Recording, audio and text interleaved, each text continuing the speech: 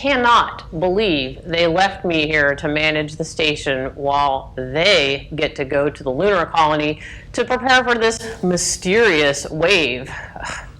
Specialist Barber, the actual presence of a gravitational wave is of significant scientific interest.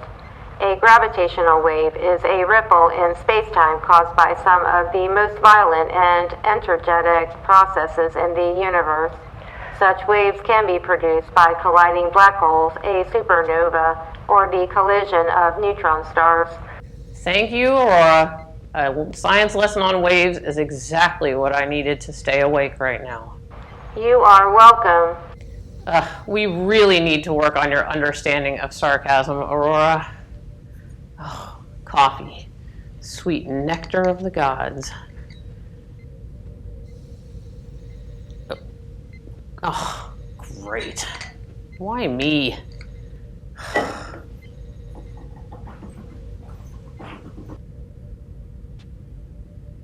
Just because we're expecting some transport from Earth, why do I have to be the one to stay here and secure it before the wave arrives? Make Barbara do it. She's not a real scientist. Maybe I am just a glorified answering machine. No. When the waves reached the Earth, it was 1,000 times smaller than the nucleus of an atom. Seriously, Aurora, are you trying to put me into a coma? Okay, let's try something else. I know. How about we review those lessons focused on the understanding of humanity and exploration? Processing. In our last conversation, we had looked at the impact science fiction has on the history of space exploration. Yeah, I remember, but I don't think talking about books is going to help me stay awake. Okay, let's mix things up a bit. Processing. Searching station database. Based on the original parameters you established regarding humanity and futuristic space exploration, I have identified Star Trek production 1966 to 1969. Why does that name sound so familiar? Aurora, please identify Star Trek. Star Trek is an American 1960s science fiction television series created by Gene Roddenberry. It followed the voyages of the starship USS Enterprise, a space exploration vessel built by the United Federation of Planets in the 23rd century on a mission of exploration. That's it. Oh my gosh. Those old guys in my NASA theory class were obsessed with that show. Okay, well, let's see what all the fuss is about. The USS Enterprise is on a 5-year mission in outer space to explore new worlds, seek new life and new civilizations, and boldly go where no one has gone before. The Enterprise is commanded by Captain James Kirk. The series follows the crew of approximately 430 as they confront strange alien races, explore unknown worlds, and face the many dangers of space.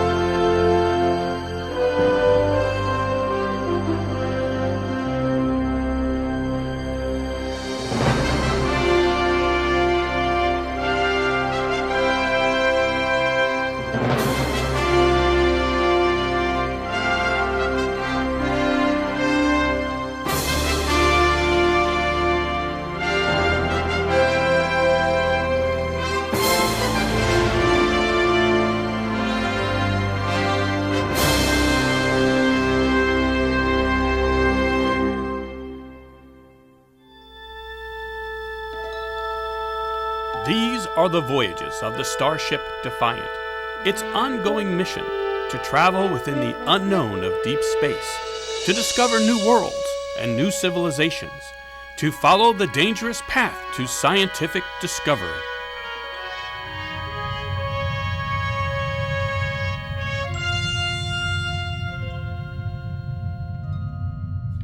Computer. Working. Captain's log, supplemental. Although we've encountered some minor difficulties during this voyage, both the ship and the crew have performed admirably. For the record, I would like to acknowledge the exemplary performance of the command staff assigned to the USS Defiant. Starfleet has provided this ship with an excellent crew, and I consider myself extremely fortunate. As I think about it, although we've had many delays during this voyage and development of the ship, I'm really looking forward to getting back to our primary mission, deep space exploration. Commander John Hunter, Captain, USS Defiant. Computer, end log. This is the Captain. Captain, you are needed on the bridge. You have an incoming message. Understood. On my way.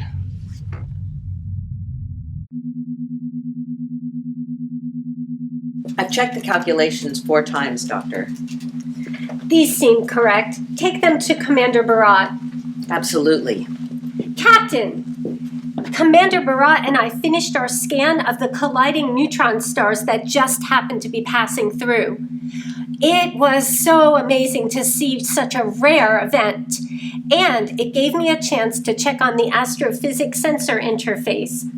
I don't want to leave anything undone for your new chief science officer. I appreciate your thoughtfulness, Doctor. I'm heading to the bridge. Will you join me? Bridge.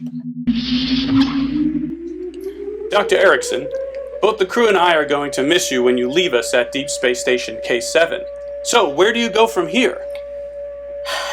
The retirement community on Norpin 5. Oh, that sounds very restful.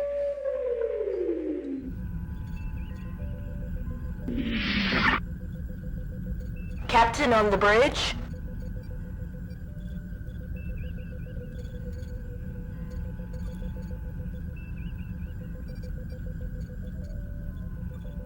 Commander Barat, report.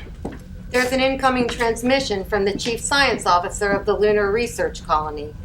Very well, I have the con.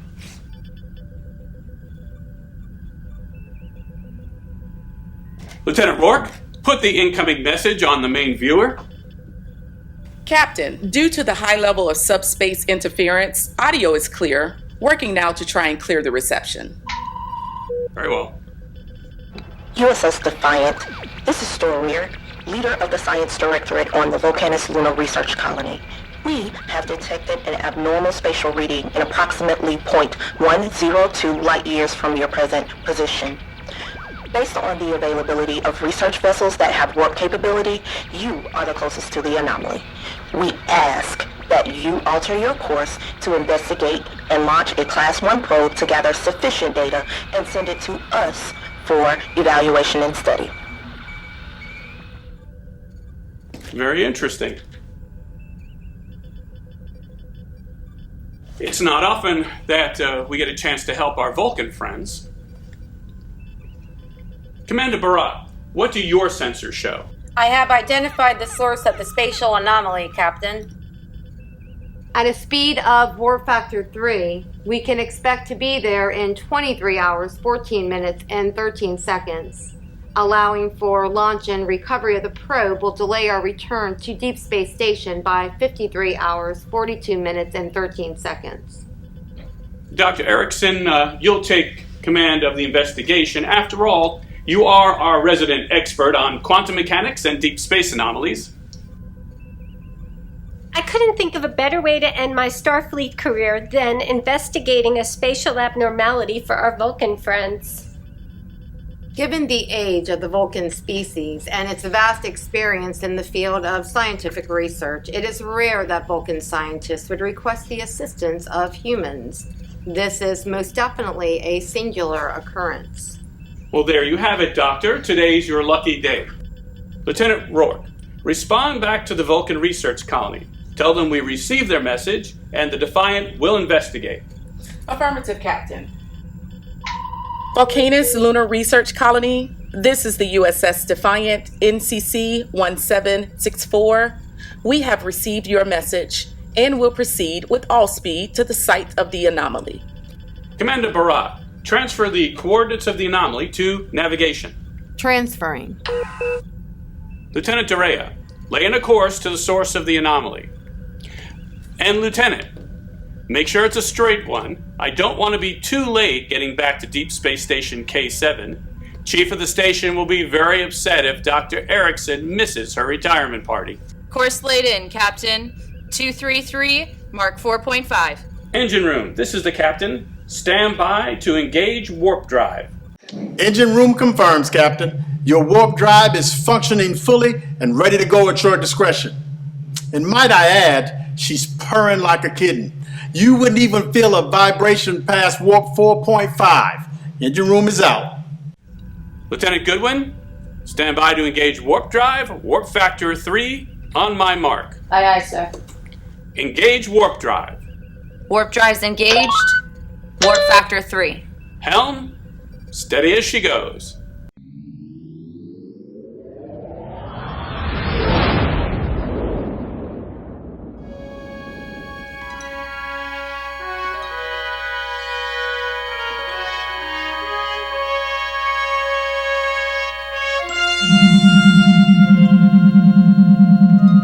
Hey, Anderson, keep an eye on these injector readings for me.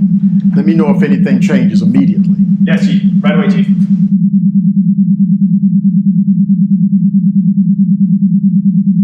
Franklin, what did I tell you about these antimatter output readings? They cannot vary more than 0.8%. I need you to make sure that happens. Yes, Chief. I was just about to reset the injector output parameters. Very good.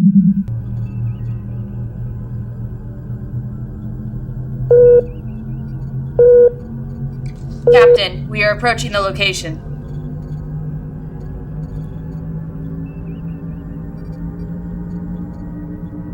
Helm, take us out of warp. Slow to 1/4 impulse as we enter the system. Slowing to 1/4 impulse speed, Captain. Main viewer to forward view. Commander Barat, you may initiate your system scan. I have identified the source of the spatial anomaly, Captain. Helm, full stop. Full stop, Captain. Fixing position with maneuvering thrusters and compensating for the drift. I'm observing random subspace energy fluctuation dead ahead. Dr. Erickson, stand by. Helm, all ahead, dead slow, thrusters only. Dr. Erickson, you may launch at your discretion. Commander Barat, I've engaged the probe.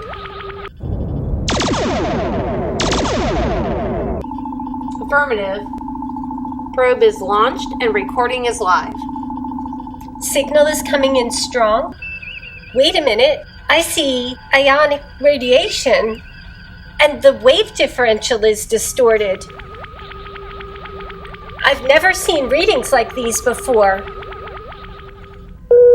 Signal is lost. Commander Barat, can you confirm? The probe has stopped transmitting. Captain, there appears to be a ship on the event horizon directly ahead of us. Interesting. Main viewer to event horizon. Increase magnification to 200%. 200% magnification. Captain, it appears we do have a ship. It's like no ship I've ever seen. Hail the vessel. Have the computer use all known translations and frequencies. Hailing, Captain. Unidentified ship, this is the USS Defiant. Please respond. Unidentified ship, this is the USS Defiant. Please respond.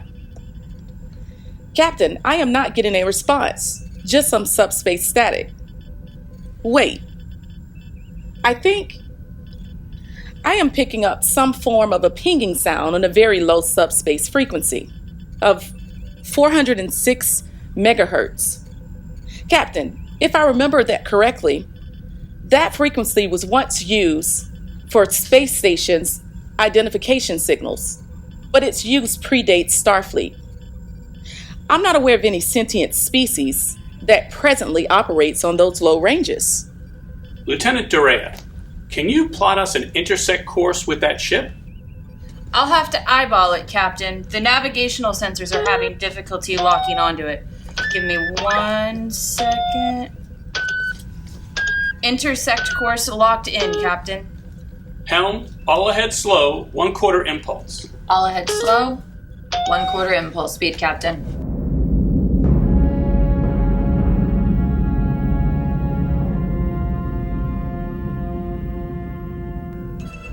Wait a minute. That's not a ship, Captain. That's a space station. That's impossible, Doctor. Look at its size. That's a vintage 21st century space station. I would know it anywhere. Helm, perhaps we're close enough. Helm, come to a full stop. Lieutenant Goodwin, please tell me that was a result of you hitting the brakes a little too hard. It wasn't me, Captain. The engines are still operating at 1/4 impulse, but somehow we're at a full stop. Full reverse, full impulse now. Full reverse, full impulse power. Captain, we're still stalled. Engine room, this is the captain. Chief, we're supposed to be at full impulse power, but the ship is not moving. Captain, the impulse engines are fully functional as well as the reactors. The thrusters are even operating at maximum impulse. This ship should be moving. Franklin, check the EPS. Something's going on. Anderson, you go check the power grid. Get back to me as soon as possible. Move. This situation is no longer acceptable. Helm, lay in a course back the way we came. Course laid in, Captain. Initiate warp drive, warp factor 1, now. Initiating warp drive, warp factor 1. Captain, it's not responding. Increase to warp factor 2. Increasing to warp factor 2. Still stalled, Captain. Increase to warp factor 3. Increasing to warp factor 3. Captain, it's not responding. Engine room, this is the captain. Chief, we're supposed to be at warp and the ship is still not moving. Captain, the injectors are at maximum. This ship should be going, but it's like something is pulling the energy away, and before we can form a warp bubble, we're dead in the water. If we keep this up, we're gonna have to do something else. I'm gonna have to get back with you. Helm, full stop. Full stop, Captain. Chief, you need to fix this. Bridge out. Bridge, this is the captain. Captain, we're bouncing around like free electrons down here. I've got casualties on every deck. If this doesn't stop soon, you won't have much of a ship left to command. And I'm too old for this. Barkley, get me the microprocessor stat. Yes, right away, Doctor. Doctor, I understand, but it's no picnic up here either. Do the best you can. Bridge out.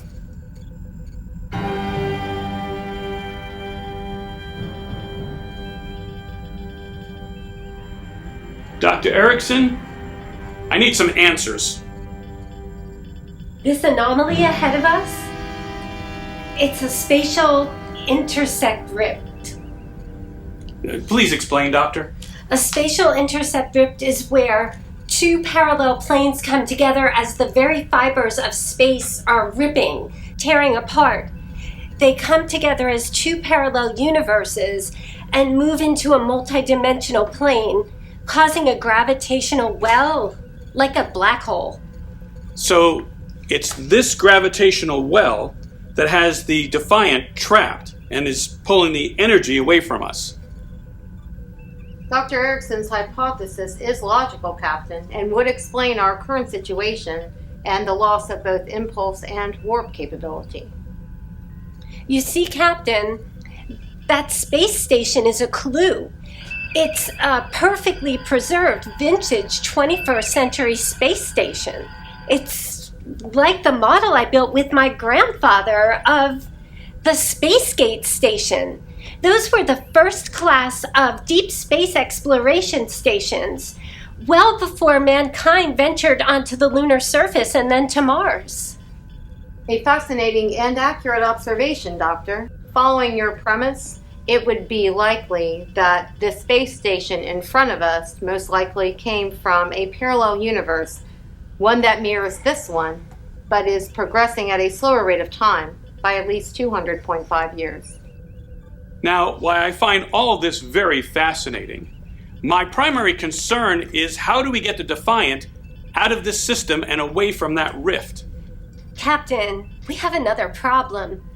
The reason we can't pull away from this is because as we are trying to pull away, our power is being drained by the rift, and very soon it's going to start pulling us closer into the space station. She is accurate, Captain. I am monitoring a steady loss of power.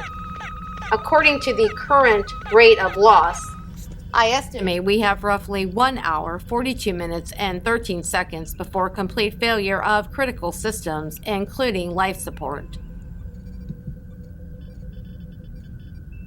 So the news keeps getting just better. Options. Well, that space station is a clue. It's quite possible that the answer to what caused the rift is on that space station. I agree. That would be the most logical course of action.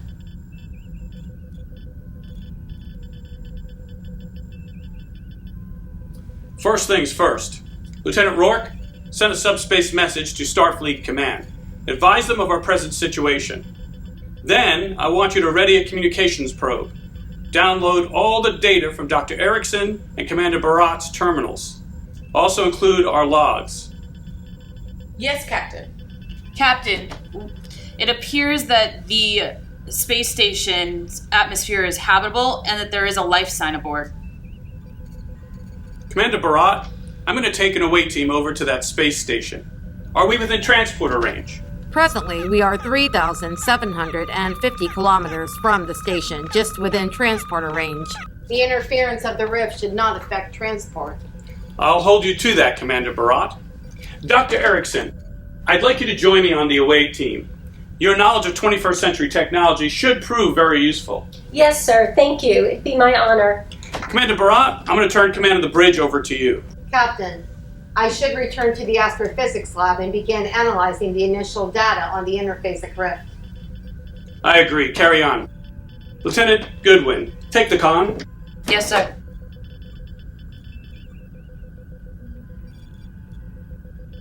Lieutenant Goodwin, have security meet me in the transporter room. Get a hold of Dr. Hoyt, have him join us there with one of his medical technicians. And see if you can get the chief, have him meet us in the transporter room as well. Yes, sir.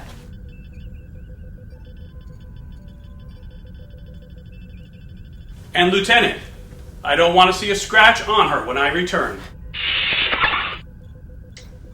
Helm, initiate thrusters, maintain present position. Aye, Lieutenant. Sick bay. Doctor, the captain requests you and a medical specialist to report to the transporter room. Engineering. Chief, the captain requests your presence for an away mission in the transporter room. Security to transporter room. Keep her steady, Helm. Compensate for the drift with lateral thrusters. Will do, Lieutenant. I assure you, this system is perfectly safe. Look, let me tell you how this machine works. It takes you and it tears you into a million tiny little pieces, and then it spits them across the universe, and then it throws them together on the other side. And if there's one little piece missing, that's a problem. That is a big problem. I have personally checked the molecular imaging scanner, the primary energizing coils, and the phase transition coils, all calibrated and working perfectly. I assure you, you will be safe. Oh, I have as much faith in you as a beam of light in a black hole. You can take my word on it. Are you trying to reason with Dr. Hoyt to get on a transporter unit? As if reason would work. I've got this under control. I've configured the tricorder, and it is feeding directly into the monitor. We are set. Fine. Well, let's go. Mr. Baker, join us, please.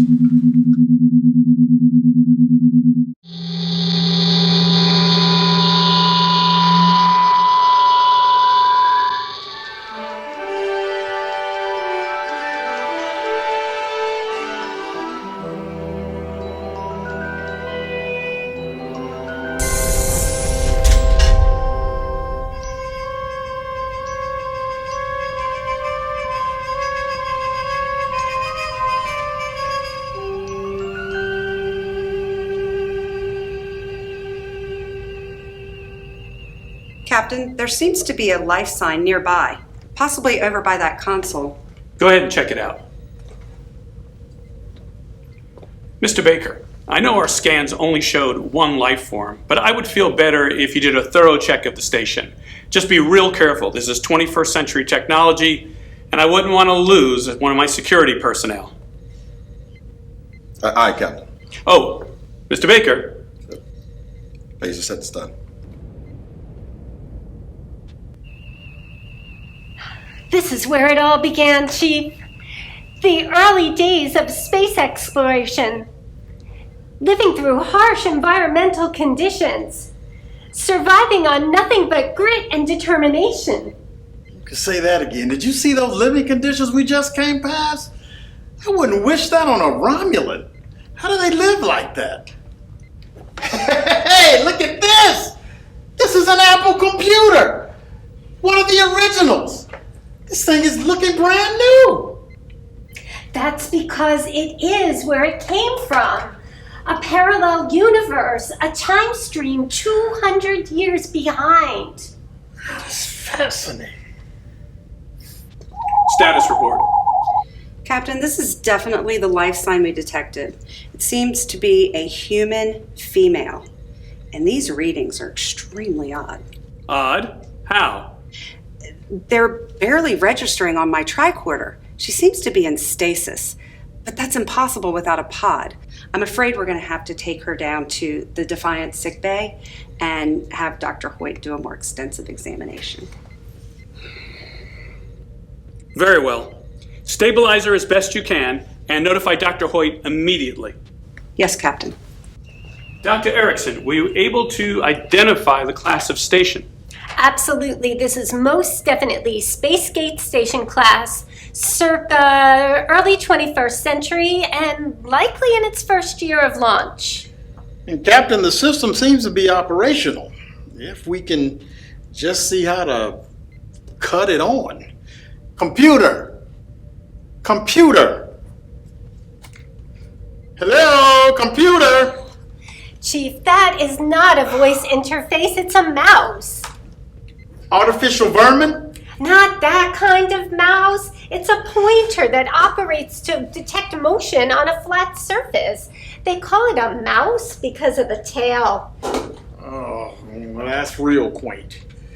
Anyway, we seem to be getting power, but it's just not responding. Looks like I'm gonna have to take a closer look at this. Doctor, did this class of station have an integrated AI system? AI, yes. Siri? Bixby? Aurora! Aurora, identify yourself. Greetings. My name is Aurora. Well, that was helpful. Chief, I want you and Dr. Erickson to remain aboard the station, get the power systems operational, get these computers running. We have got to find out what caused this rift. I'll leave Mr. Baker with you as well. I'm going to return to the Defiant with that crew person we found. Maybe Dr. Hoyt can learn something from her. Don't worry, Captain. There's not a system built that Dr. Erickson and myself can't figure out. We'll get this thing going again. Very well, carry on. Okay, let's see if we can find the on-off switch. I'm really not sure where it is. Ensign, Ready her for transport. Hunter to Defiant, come in Defiant. Hunter to Defiant, come in Defiant. This is the Defiant. Go ahead, Captain. Notify Dr. Hoyt we're returning to the ship with a patient for him. Have the transporter room lock on my coordinates, 3 to beam up. Stand by to energize. Hey, Doc. What are these? Oh, that's called a Twinkie. It's a synthetic dessert from the 21st century. It's made of a spongy material. It's so full of synthetic preservatives that it can hold its form for up to 100 cycles. Chief, I've just returned from doing a thorough sweep of the station. There are no humanoid life forms aboard, but I did find cages full of fuzzy mice. You would find mice, wouldn't you? Hey, I give you 5 credits if you eat that.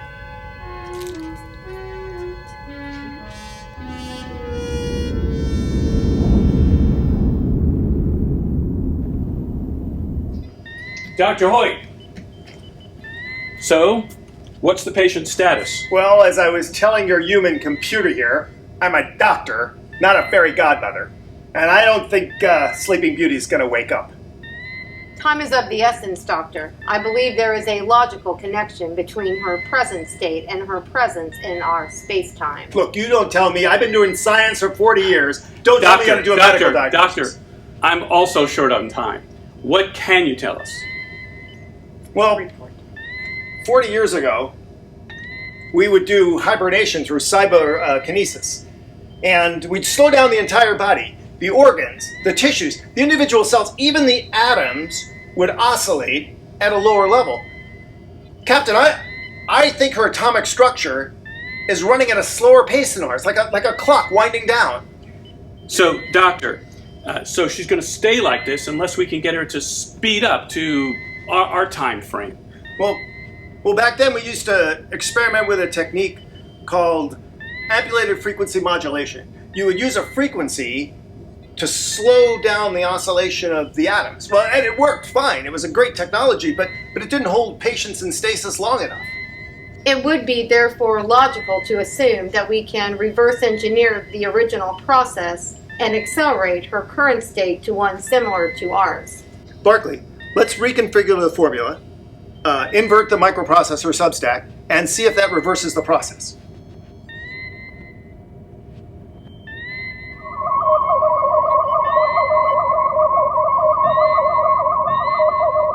No! Chris Pine! Don't leave me! You gotta teach me how to limbo! Whoa. Wait, do you know your name? Do you know where you are? My name? Specialist Barber. It says it right here on my name tag. And I'm having the coolest dream that I'm in a spaceship from the future. Why are you wearing a dress? It's cold in space.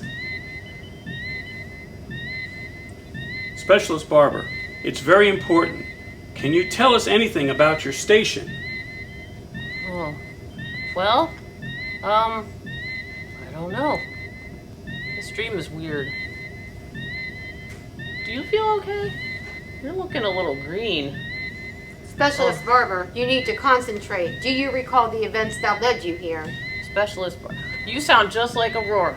She's always on and on about nonsense. First the stupid waves. Waves? That must have something to do with the anomaly. Specialist Barber, what can you tell us about the waves that Aurora was talking about? It's very important. Your station is at risk. Risk? I love that game. Ooh, almost as much as I love this. Space Monopoly. You want to play? Look, you better hurry up. I'm not so sure how long this is going to last.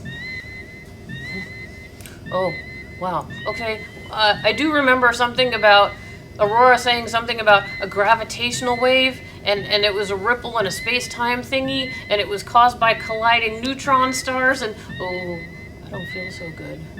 So, it was a gravitational wave that caused the anomaly.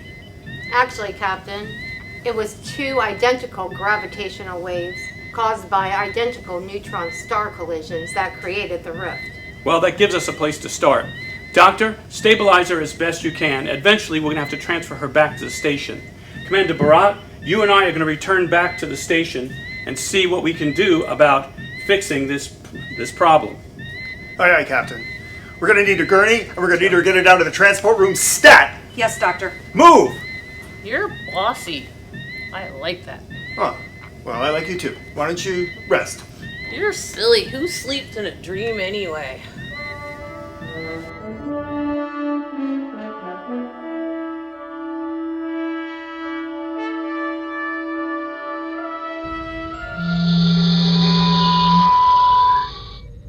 Dr. Erickson, Chief, what's our status? Well, Dr. Erickson and myself have successfully gotten control of all the power systems here on board the space station, and we should have access to the computers and the power systems and all of the control systems. In fact, I'd like to introduce you to our new friend, Aurora. Say hello to Captain Hunter. Greetings, Captain Hunter. My name is Aurora. I am the Artificial Intelligence System for Spacegate Station.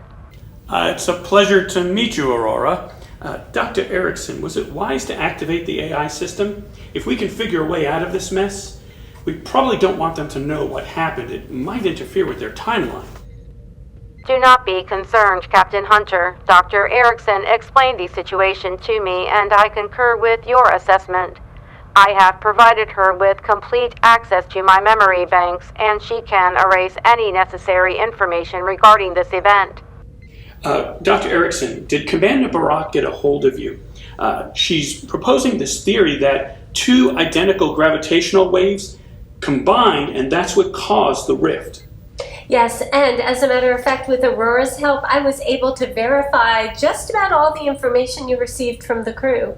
Based on the information provided by Dr. Erickson, I would recommend trying to separate the gravitational waves with a force that is equal to the magnitude of both waves from both dimensions. I agree. Captain Barat and I can easily make the calculations with the data we have available.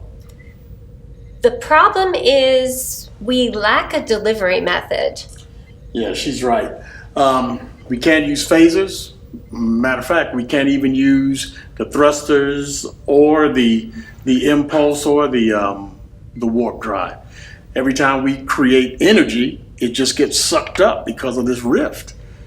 And remember, we have got to very precisely control the force that's emitted so that it stays between the gravitational wave and the two dimensions so we can close the rift. If we're off even a little, we could blow ourselves up or even blow up the entire system. Dr. Erickson, may I make a suggestion? Yes, please, Aurora. Spacegate Station uses a chemical-based propulsion system made up of liquefied hydrogen gas. The liquefied hydrogen from the main tanks could be directed from the space station engines into the rift and ignited. It should theoretically provide the necessary impulse to displace both the station, your vessel, and seal the rift. It's theoretically possible. Well, two problems, Aurora.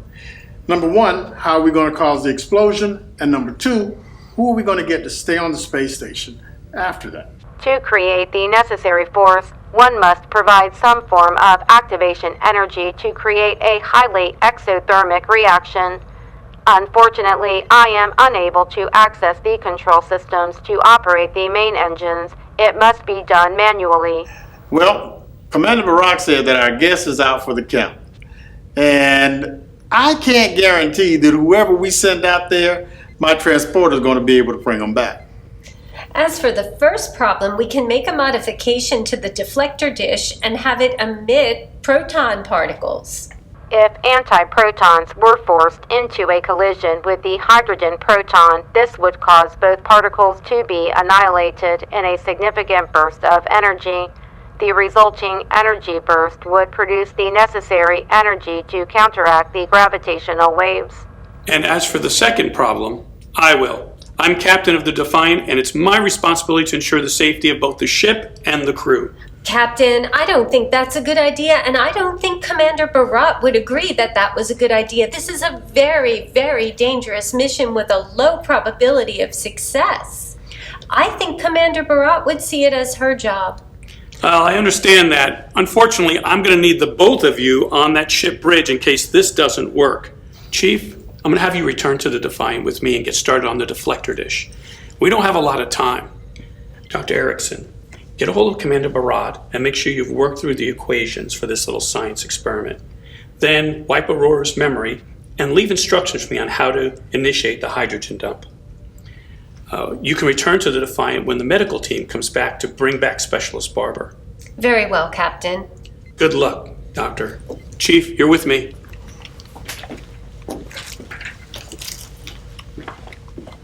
Aurora, let's go through the hydrogen dump procedure. And then I have a special project I'd like you to help me with. Of course, Dr. Erickson, I would be happy to. I enjoy working with such a knowledgeable scientist. Thank you, Aurora.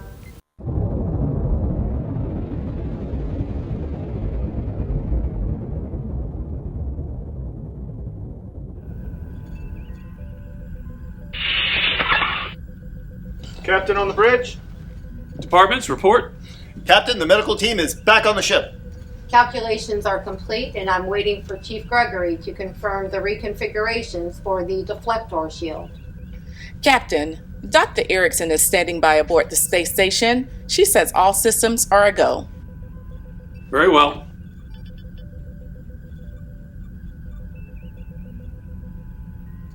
Chief, this is the captain. I need a status report. We're getting short on time up here, and I've still got to get over to the station. All right, Captain. We're going to give this a shot, but remember, it's not like changing out a switch in here. One false move, and it'll be an electrical storm, and you will be out of one chief engineer. Understand, Chief. Do your best. Bridge out. Commander Barat, I'm turning over the bridge to you. As you wish, Captain. Although I would like to state for the record, I find your decision illogical. I understand, Commander. Sometimes the decisions of command don't always follow a logical path. Sometimes they're based on your moral obligation to those you serve. Well, that's a very human way of leading. Highly illogical. This is the bridge, Captain speaking. Captain, I think she's as ready as she'll ever be. Just give me a few minutes to get my crew out of here, and then we'll give her a go. But I can't guarantee that she's going to hold together for very long. Chief out. Commander Barat, you have the con. Very well, Captain. Captain, wait. I'm getting some sporadic readings, strange readings that are showing the space station is changing positions and altering her attitude, redirecting her engines towards the rift. I have confirmed Lieutenant Durea's analysis. The engine systems are coming online. Hail the space station. Get Dr. Erickson for me. Dr. Erickson, please respond. Dr. Erickson, please respond. Captain, I have her on the main viewer. Dr. Erickson, this is Captain Hunter. Please explain to me what you think you're doing. Sorry, Hunter, but it's better this way. The ship needs a captain, and I'm the most dispensable person on the Defiant. Besides, if I don't make it, what am I really going to miss? A handshake? A gold watch? A boring life on Norpin 5? Trust me, there are worse places than the 21st century for me to spend my retirement. Good luck, Defiant. Stand by for final purge and hydrogen release. Erickson out. Dr. Erickson, get her back on the line. Dr. Erickson. Captain, we've lost transmission.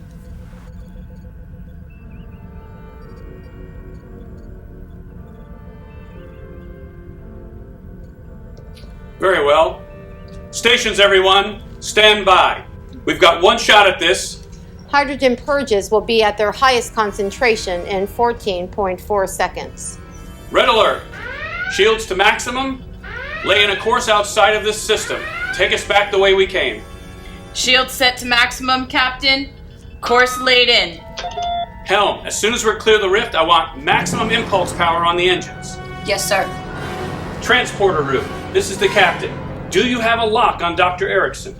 Yes, sir, but it's unstable. We're getting a lot of interference, and it's getting difficult to maintain a lock. Difficult or not, Chief Wyatt, you keep that lock on her. I'll keep this channel open. I'll tell you when to energize. Commander Barat, you may initiate your hydrogen purge at your discretion. Helm, sound general quarters. General quarters, general quarters. Sentinel crew, general quarters. Brace for shockwave. I repeat, brace for shockwave. Hydrogen protons at maximum. Anti-proton burst in 5, 4, 3, 2, 1. Initiate. Transporter room, energized.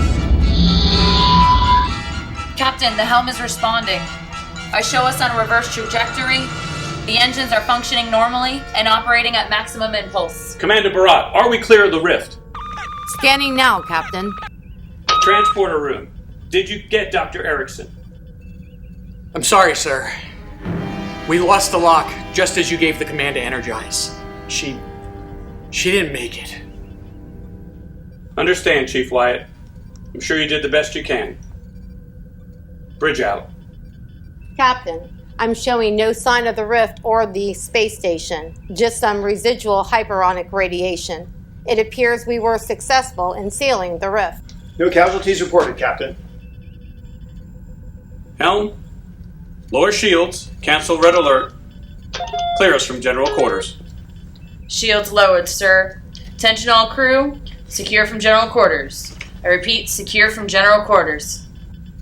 She was a very brave officer, sacrificing herself as she did. Last full measure. Excuse me, Doctor? Oh, something a very great man said a very long time ago about a very terrible war. Lincoln, wasn't it? We take increased devotion to that cause for which they gave the last full measure of their devotion.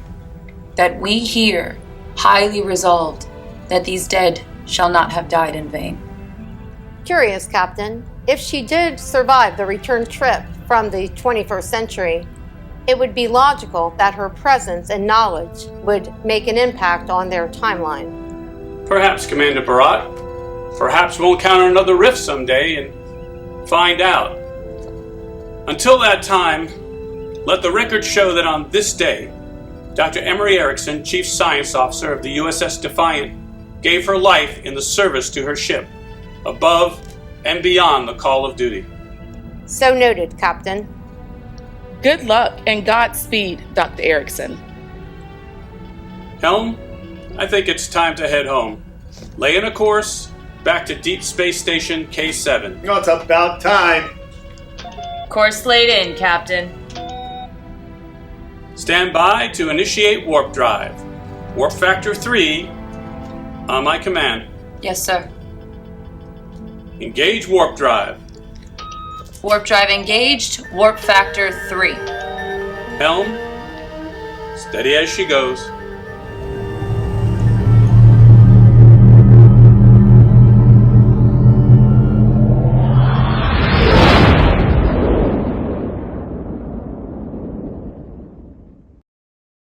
Specialist Barber. Specialist Barber, you're missing the best part. What? Whoa, what? Oh, sorry. I was just listening with my eyes closed. According to my biometric reading, you were unconscious. Aurora, I told you before, I was not asleep. I was just really relaxed. I take it the program you were explaining is over? That is correct. If you wish, I could review the program again. No. Once was enough. Besides, it gave me really strange dreams. I mean, it will give me strange dreams later when I actually go to sleep. I am receiving notification from the resupply ship. Apparently, it has completed its docking cycle and is ready for offloading. It appears we are receiving telemetry downloads from the lunar base, which includes the observational data from the gravitational wave. Apparently it arrived earlier than expected and has arrived past our position. Dang. Figures I missed the whole thing.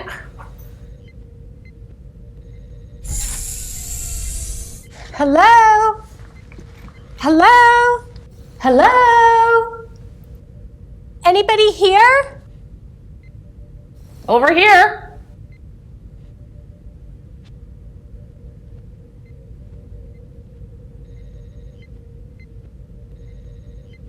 I'm sorry. I didn't realize there was going to be a person with the transport vehicle today. I would have totally met you at the airlock. No worries. I was sort of a last-minute addition to the trip.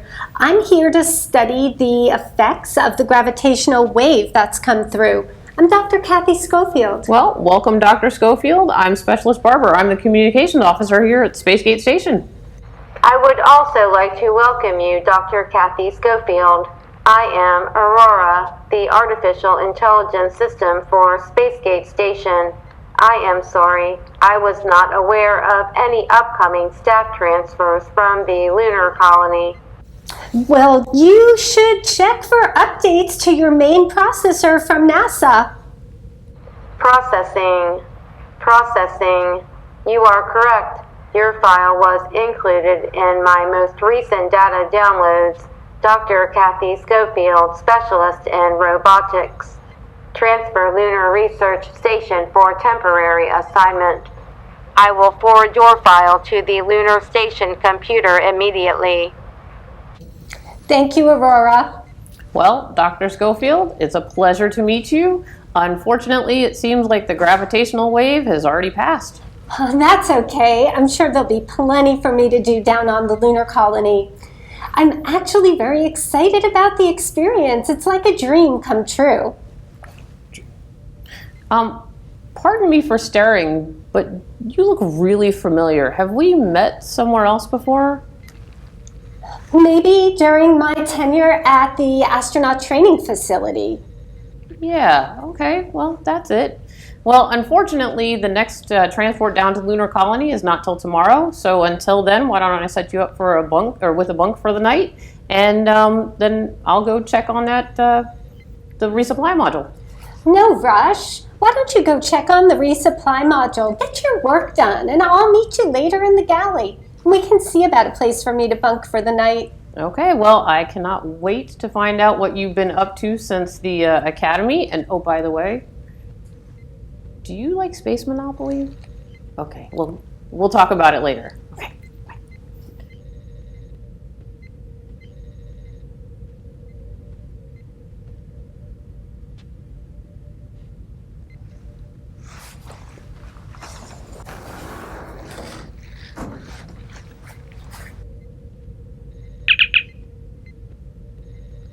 Defiant, Erickson here. Not sure if you can hear this, but I want you to know the mission was a success. Good luck, Defiant. It's been my honor to serve. Erickson out.